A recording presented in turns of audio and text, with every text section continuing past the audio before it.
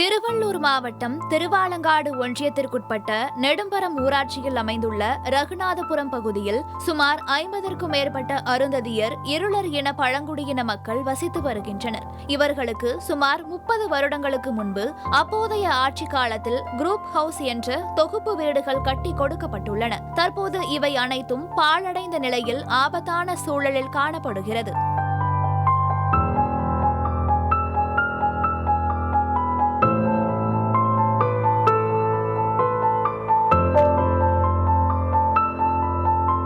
தற்போது இந்த வீடுகளில் தலைமுறையாக வாழ்ந்து வரும் மக்கள் பல இன்னல்களுக்கு ஆளாகி வருவதாக குற்றச்சாட்டு எழுந்துள்ளது. வீட்டின் மேல் உள்ள கான்கிரீட்டுகள் சல்லடை போல பெயர்ந்து விழுந்தும், மழைக்காலங்களில் மழைநீர் வீடுகளில் புகுந்தும், பாம்பு, தேல், பூச்சி போன்ற விஷ ஜந்துக்களின் வசிப்பிடமாக இப்பகுதி மாறிவிடுவதாக அப்பகுதி மக்கள் வேதனை தெரிவிக்கின்றனர்.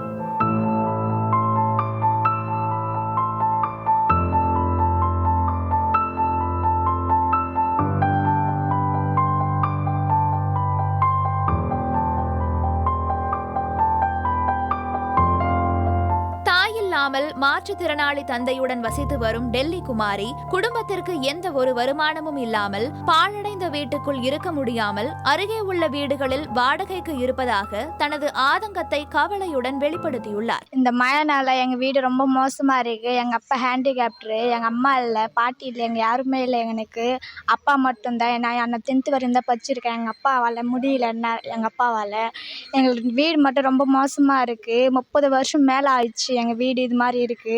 இப்போ நாங்கள் எங்க பக்கத்து வீட்டில் தான் நாங்கள் இருக்கோம். வீடு ரொம்ப மோசமாயனால இது குறித்து ஊராட்சி நிர்வாகத்திடம் பலமுறை தெரிவித்தும் செய்து தருகிறோம் என கூறும் ஊராட்சி மன்ற தலைவர் எங்களை கைவிட்டு விட்டார் என குமுறும் பகுதிவாசிகள் அரசாங்கத்தை நம்பி எப்படி ஓட்டு போடுவோம் என சரமாரி கேள்வி எழுப்புகின்றனர். கவர்மெண்ட் அரசுன்னு சொல்றீங்க, எதுவுமே உதவி செய்ய மாட்டாங்க.